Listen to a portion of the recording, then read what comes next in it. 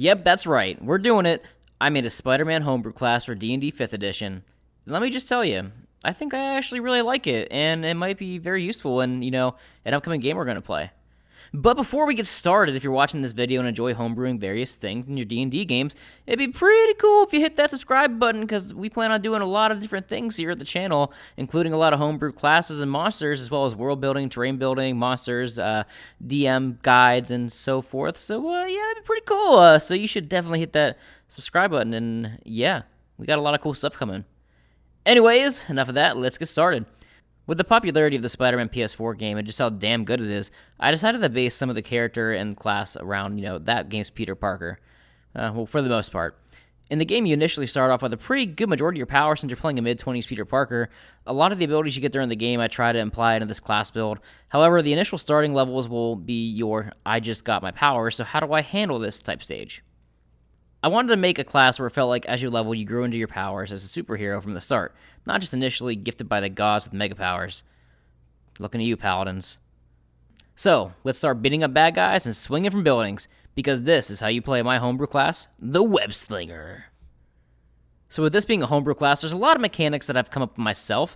If I were to go over them in every detail that I wrote down, this would probably end up being like an over hour-long video at least, and I know ain't nobody got time for that. So in the description of this video, there's going to be a link to download a document that I made with the stat block abilities and everything else in their full description. Pretty much a regular class build character sheet that I made that everybody can download for free. Hell, you guys can even download it and change whatever you want to fit your playgroup better. The beautiful thing about a homebrew class is the fact that you can do whatever you want. So if there's something you don't like about the game or the class that I've made, you can change it. I don't care. I just kind of made this as a basis to go off of. So starting off, your hit die is 1d8 plus your Web-Slinger level. Your saving throws initially are strength and dexterity. Building this class, you really want to base your main stats around strength and dex for obvious reason, because that's Spider-Man's stuff. Choose 4 skills from the following list to be proficient at. And you start off with a homemade suit which you've created to hide your identity. The suit's very basic and offers only some physical protection. It's basically hide armor that you've crafted yourself out of, leftover materials you've had in your home or adventures, whatever you kind of roleplay into this character, which is 12 plus your dexterity modifier, which is a max of 2 currently. Trust me, that's going to change depending on what kind of, subclass you choose later on in the level. At level 1, you just got your powers. Your abilities that you start with are Spider Sense, Spider Brawl, and Spider Walk. Spider Brawl works very similar to martial arts, but with some homebrew mechanics that I, kind of added to or changed around to make it fit the Spider-Man character a little better. Since Spider-Man fights, mainly with his fists and some mechanical attributes, a lot of your combat encounters are going to be based around you doing physical damage while you punching people in the face. Spider Sense improves as you reach certain levels. Your Spider Sense will give you additional bonuses to dex saves, perception checks, and being surprised and so forth as you level up, which is going to be on the chart that you guys can download below. Spider Walk is, very simple. You can walk on walls with ease as regular movement speed, obviously. Level 2, you get your web-slinging abilities and web-swinging. Yes, they're 2 different things. In the document, again, you can download, you'll see that there's a different chart for web-slinging and web-swinging, most of which are actions, but some are bonus actions. The web-slinging abilities you gain as you level in order are web-yank, web-blast, web-wall, web-slingshot, and perfect web formula. Each of these web abilities also get boosts and consistently grow as you level, such as their damage, web length, radius, web strength, and so on. The most useful that I came up with, in my opinion, is probably the web yank. With the web yank, you can pull others or objects towards you towards others and objects, and whatever other creative solutions you can think of, for a bonus action. Pull yourself towards a wall, pull your friends towards a wall, grab your friends from falling off a cliff, stuff like that. Be creative with it. Talk to your DM about what you can do with this ability. Web swinging is a similar trait, and it increases as you level as well. Basically, you can use your movement speed to swing through various terrain without loss of speed, as long as there are structures you can attach to and swing through. Additionally, if you use the dash action with your web swinging through an area, enemies have disadvantage and opportunity attacks against you. And eventually, as you get higher level, dashing through a crowd of enemies while you're web swinging through an area that has terrain you can swing on doesn't provoke opportunity attacks. But that's a high level mechanic. Level 3, you've had your powers for a bit, and now you can finally pick out your Spidey suit. This is basically your subclass, and I've broken it down into 2 different subclasses. I have some ideas for others that I may post and add on later in the future if people like this video. So if you are liking what you're seeing so far, make sure you hit the subscribe button and like, because that'd be cool and I can add some more stuff to the class. But anyways, the two suits are the Symbiote, which was an obvious go-to, and because of the popularity of the movies and video game, the tech suit. Each suit gets an upgrade at levels 3, 6, 10, 14, and 18. Let's go over the Symbiote suit first. The suit is highly based around doing physical damage with your fists turning into weapons such as blades, axes, and hammers and whatnot, regaining HP, and crushing your enemies with your strength.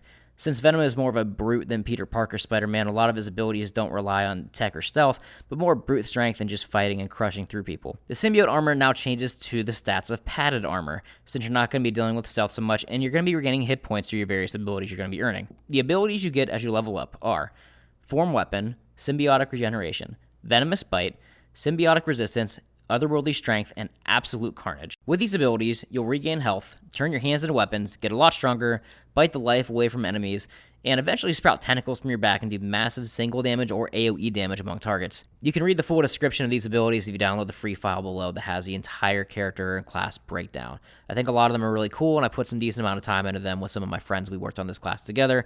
I like it a lot. Now the tech suit.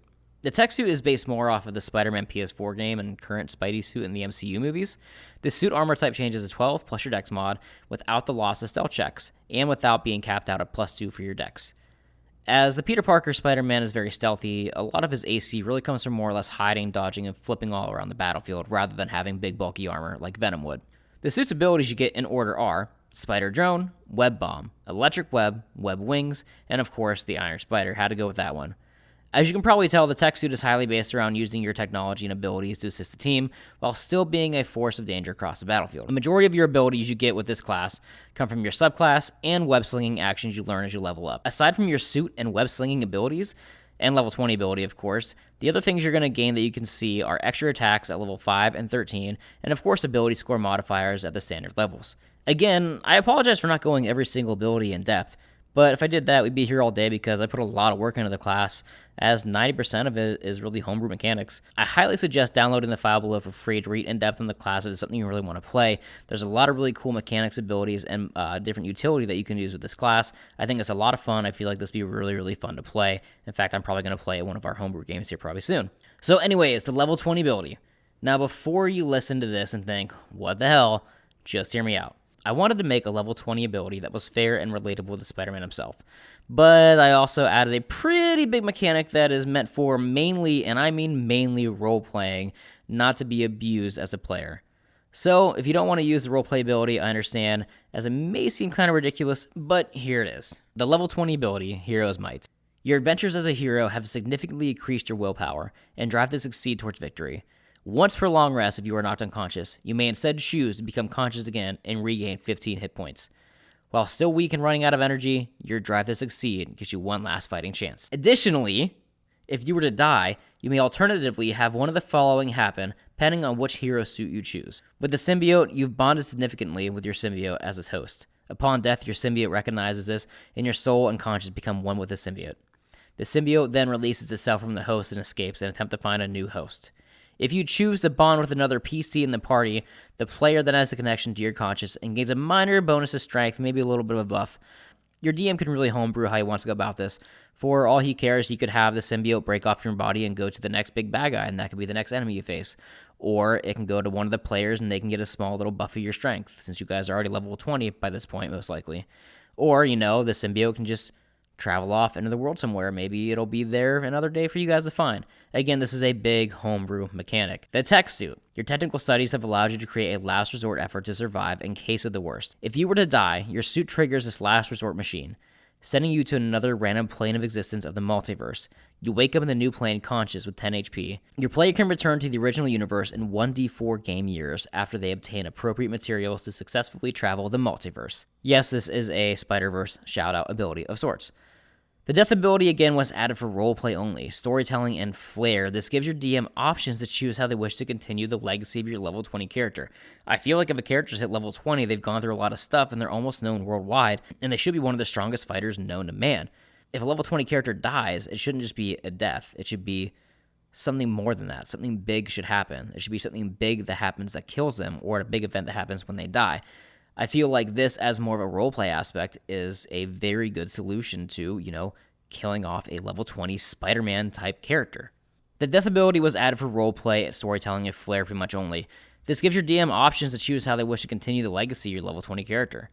So, yeah, I can totally understand how some of that may seem as overpowered, but the, quote, surviving death thing is strictly meant for role-playing and to add a small twist to the game's story, perhaps, if it's, what your DM wants.